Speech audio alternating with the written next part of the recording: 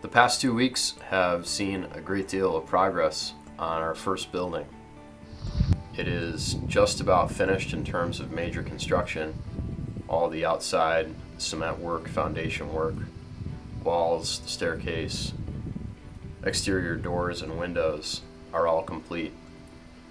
Again, this building will have 2 bedrooms capable of sleeping 6 clients comfortably, and it will have a rooftop deck, an open air terrace that'll have a panoramic view of the surrounding countryside.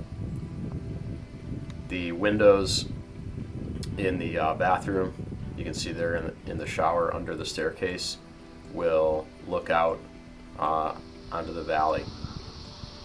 This is a inside render of the layout, and again, on the exterior walls we'll have some decorative stone features that will make the building look somewhat like this.